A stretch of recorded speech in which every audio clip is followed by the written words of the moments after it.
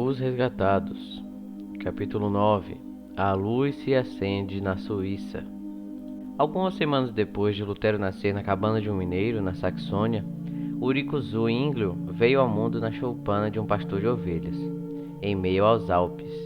Criado entre as cenas da grandiosidade da natureza, mesmo durante a infância, sua mente se impressionava com a majestade de Deus. Ao lado de sua avó, ouviu algumas histórias preciosas da Bíblia que ela havia aprendido com as lendas e tradições da igreja. Aos 13 anos de idade, Zwinglio foi para Berna, que, na época, contava com a melhor escola da Suíça. Ali, porém, um perigo surgiu. Os frades fizeram esforços determinados para seduzi-lo à vida monástica. Por meio de intervenção divina, seu pai recebeu informações quanto ao plano dos frades. Reconheceu que a utilidade futura de seu filho estava em jogo e o instruiu a voltar para casa. Zwinglio obedeceu à ordem, mas não conseguiu se contentar por muito tempo em permanecer em seu vale natal e logo retomou os estudos, viajando, depois de um tempo, para Basileia. Ali, Zwinglio ouviu pela primeira vez o Evangelho da Graça de Deus. Wittenbert, professor de línguas antigas, havia sido levado às Sagradas Escrituras enquanto estudava grego e hebraico. Muitos raios de luz divina encheram a mente dos alunos sobre sua instrução. Ele ensinava que a morte de Cristo é o único resgate do pecador. Para Zwinglio, essas palavras foram como o primeiro raio de luz que antecede a aurora. Zwinglio foi chamado para fora de Basileia a fim de começar a obra de sua vida inteira. Sua primeira função foi cuidar de uma paróquia nos Alpes. Ordenado padre, ele se dedicou de todo o coração a buscar a verdade divina. Quanto mais examinava as Escrituras, mais claramente via o contraste entre a verdade e os falsos ensinos de Roma. Ele se sujeitou à Bíblia e a aceitou como a palavra de Deus, a única regra suficiente e infalível. Entendeu que as Escrituras precisam ser a própria intérprete. Buscou todos os auxílios disponíveis para obter uma compreensão correta de seu significado e pediu a ajuda do Espírito Santo. Comecei a pedir a Deus sua luz, escreveu posteriormente, e as Escrituras se tornaram muito mais fáceis para mim. A doutrina que Zwinglio pregava não tinha vindo de Lutero, era a doutrina de Cristo. Ele disse: se Lutero prega a Cristo, então ele faz o que eu estou fazendo. Nunca escrevi uma palavra para Lutero, nem ele para mim. E por quê? Para demonstrar o quanto o Espírito está em união consigo mesmo, uma vez que nós dois, sem nenhuma combinação, ensinamos a doutrina de Cristo com tamanha uniformidade. Em 1516, Zwinglio foi convidado para pregar em um convento em Einsiedeln. Ali ele exerceria uma influência como reformador que se estenderia muito além de seus Alpes natais. Desde as principais atrações de Elsey, havia uma imagem da Virgem Maria. As pessoas diziam que ela tinha poder para realizar milagres. Acima do portão do convento estava ali a inscrição: aqui se pode obter remissão completa dos pecados. Multidões provenientes de todas as partes da Suíça e até mesmo da França e da Alemanha iam até ao altar da Virgem. Zwinglio aproveitou a oportunidade para proclamar liberdade por meio do Evangelho para esses escravos da superstição. Ele disse: não imagine que Deus está nesse templo mais do que em qualquer outra parte da criação. Obras inúteis, longas peregrinações, ofertas, imagens ou apelos à Virgem ou aos santos seriam capazes de obter para vocês a graça de Deus? Como uma capa brilhante, uma cabeça lisa e uma roupa longa e esvoaçante, ou chinelos bordados em ouro poderiam ajudar a perdoar pecados. Cristo afirmou que no passado foi ofertado na cruz é o sacrifício e a vítima que pagou a dívida por toda a eternidade dos pecados daqueles que creem. Para muitos foi um amargo desapontamento ficar sabendo que sua difícil jornada tinha sido em vão. Não conseguiam compreender o perdão livremente oferecido por meio de Cristo. Estavam satisfeitos com a maneira que Roma os dirigia. Era mais fácil confiar a salvação aos sacerdotes e ao Papa do que buscar pureza de coração. Entretanto, outras pessoas receberam com alegria as boas novas da redenção por intermédio de Cristo e com fé aceitaram o sangue do Salvador com sua expiação. Foram para casa e contaram aos outros sobre a preciosa luz que haviam recebido. Dessa maneira, a verdade viajou de cidade em cidade e o número de peregrinos ao altar da Virgem diminuiu drasticamente. As ofertas também foram reduzidas, bem como o salário de Zwingli, que vinha delas. Mas isso só o levou a se alegrar, por ver que o poder da superstição estava se quebrando. A verdade começava a ganhar espaço no coração das pessoas. Chamado a Zurique. Após 3 anos, Zwingli foi chamado para pregar na Catedral de Zurique, a cidade mais importante da Confederação Suíça. A influência que ele exerceu ali seria amplamente sentida. Os clérigos começaram a instruí-lo quanto a seus deveres. Faça todo o esforço possível para recolher a renda dos membros, sem deixar de lado nem mesmo o mais simples deles.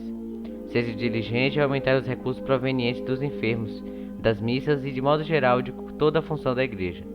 Quanto à administração dos sacramentos, a pregação e o cuidado do rebanho, você pode usar um substituto, especialmente na pregação. Zwingli ouviu em silêncio essa instrução e disse em resposta: a vida de Cristo foi escondida do povo por tempo demais. Pregarei todo o Evangelho de São Mateus. Consagrarei meu ministério à glória de Deus, ao louvor de seu Filho, à real salvação das pessoas e ao seu crescimento na verdadeira fé. As pessoas se aglomeravam em grande número para ouvir suas pregações. Ele começou seu ministério abrindo o Evangelho e explicando sobre a vida, os ensinos e a morte de Cristo. Ele dizia: é a Cristo que desejo conduzir vocês, a verdadeira fonte de salvação. Estatistas, eruditos, artesãos e camponeses ouviam suas palavras. Sem temor, ele repreendia os males e as corrupções dos tempos. Muitos voltavam da catedral louvando a Deus. Comentavam: esse homem é pregador de verdade. Ele será o nosso Moisés para nos tirar dessas trevas do Egito. Depois de um tempo, surgiu oposição. Os monges o incomodavam com perguntas e o travavam e tratavam com desdém. Outras recorriam a insultos e ameaças, mas o Zwingli suportava tudo com paciência. Quando Deus está se preparando para quebrar as cadeias da ignorância e da superstição, Satanás exerce seu maior poder para manter as pessoas na escuridão e prender suas cadeias com firmeza ainda maior. Roma trabalhava com energia renovada para colocar seu mercado em funcionamento por todo o mundo cristão, oferecendo perdão em troca de dinheiro. Cada pecado tinha seu preço, e a igreja dava às pessoas livre licença para praticar crimes, se isso mantivesse cheios os tesouros da igreja. Assim, os dois movimentos avançavam: Roma dando licença para o pecado e o transformando em sua fonte de renda, e os reformadores condenando o pecado e apontando para Cristo como sacrifício e libertador. Venda de indulgências na Suíça. Na Alemanha, um infame Tetzel administrava a venda de indulgências. Na Suíça, a igreja colocou as vendas sob o controle de Sansão, um monge italiano. Sansão já havia levantado grandes somas de recursos alemães e suíços para encher o tesouro papal. Então viajava pelo país para sugar dos pobres camponeses sua parca renda e exigir ricos presentes dos abastados. Quando chegou com suas mercadorias a uma cidade próxima a Eidzen, Zwingli imediatamente começou a se opor a ele. Zwingli obteve tamanho êxito em expor suas mentiras que precisou ir embora e partir para outras cidades. Depois, Zwingli pregou zelosamente contra aqueles que tentavam vender o perdão de Deus. Quando Sansão se aproximou do local, usou uma artimanha esperta para conseguir entrar. Mas as pessoas o mandaram embora sem a venda de nenhum perdão, e ele logo deixou a Suíça. A praga, ou peste negra, assolou toda a Suíça no ano de 1519. Muitos reconheceram como era inútil e sem valor o perdão que haviam comprado. Ansiavam por um fundamento mais sólido para a sua fé. Em Zurique, Zwingli contraiu a doença e circulou por muitos lugares o boato de que ele estava morto. Naquela hora terrível, ele olhou com fé para a cruz do Calvário, confiando no sacrifício todo o suficiente para remir os pecados. Quando voltou das garras da morte, passou a pregar o evangelho com intensidade ainda maior do que antes. O povo em si tinha acabado de cuidar dos enfermos e moribundos, e isso os levou a valorizar o evangelho como nunca antes. Zwingli havia chegado a uma compreensão mais clara das verdades do evangelho e tinha experimentado de forma mais completa seu poder renovador na própria vida. Cristo, dizia ele, comprou para nós a redenção eterna. Seu sofrimento é um sacrifício eterno e tem poder eterno para curar. Satisfez a justiça divina para sempre, para todos os que confiam nele, com fé firme e inabalável. Onde quer que haja fé em Deus, existe também o zelo estando e levando as pessoas à prática de boas obras. Passo a passo, a reforma ganhou aceitação em Zurique. Alarmados, os inimigos do movimento se levantaram para fazer oposição aberta. Lançaram repetidos ataques a Zwinglio, tentando silenciar aquele que ensinava heresias. O bispo de Constância enviou 3 delegados ao concílio de Zurique, acusando Zwinglio de colocar em risco a paz e a ordem da sociedade. Se a autoridade da igreja fosse colocada de lado, insistia, o resultado seria anarquia absoluta. O concílio se recusou a agir contra Zwinglio e Roma preparou um novo ataque. O reformador exclamou: "Deixe que venham. Eu os temo assim como os despenhadeiros rochosos temem as ondas que bramam aos seus pés." Os esforços dos oficiais da igreja só ajudaram a causa que eles tentavam derrubar. A verdade continuou a se espalhar. Na Alemanha, seus seguidores, desanimados pelo desaparecimento de Lutero, se animaram mais uma vez quando viram o progresso do Evangelho na Suíça. À medida que a reforma se estabelecia em Zurique, seus frutos passaram a ser vistos de forma mais plena na redução do crime e na promoção da ordem. Debate com representantes de Roma. Quando eles viram um pouco o êxito que a perseguição havia obtido em acabar com a obra de Lutero, os representantes de Roma decidiram que fariam um debate com Zwinglio. Eles garantiriam a vitória ao escolher não só o local do combate, mas também os juízes, que decidiriam entre os dois lados. E se conseguissem colocar Zwinglio sob seu poder, dariam um jeito de não deixá-lo escapar. Essa intenção, porém, foi cuidadosamente escondida. O debate foi marcado para ser realizado em Baden, mas o concílio de Zurique, suspeitando dos planos dos representantes de Roma e alertados pelas fogueiras acesas nos cantões papais para queimar aqueles que aceitavam o evangelho, proibiram seus pastores de se aventurarem em uma situação tão perigosa. Ir a Baden, onde o sangue dos mártires pela verdade havia acabado de ser derramado, era o mesmo que era o encontro da morte certa. Oecolempert e Heller foram escolhidos para representar os reformadores, ao passo que o célebre Dr. Erik, apoiado por muitos teólogos e oficiais da igreja, defenderiam Roma. O lado romano escolheu todos os secretários e ninguém mais tinha permissão de fazer anotações, sob pena de morte. Ainda assim, um estudante que participou do debate fazia cada noite um registro dos argumentos apresentados naquele dia.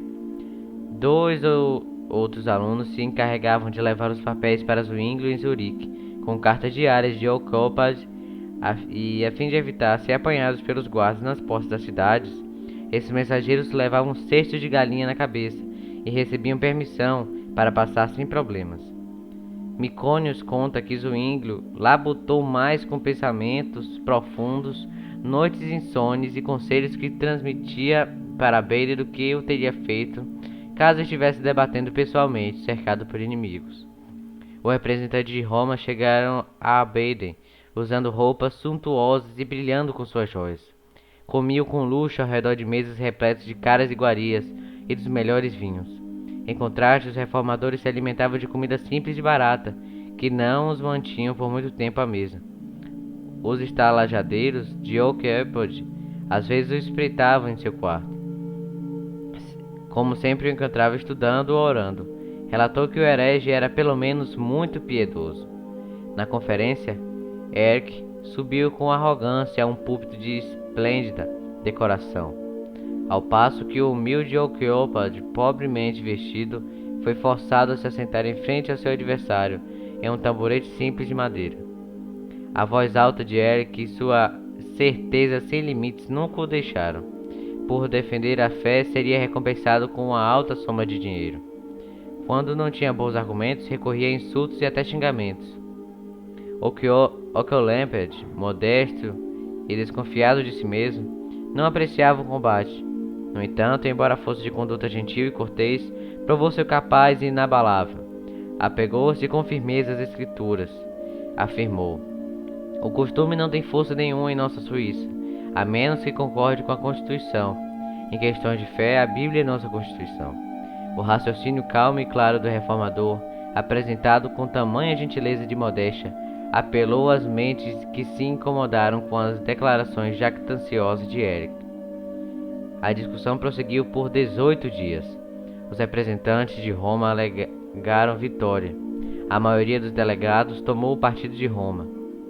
O concílio então pronunciou que os reformadores foram derrotados e declarou que Zwinglio e seus companheiros deveriam ser excomungados da igreja.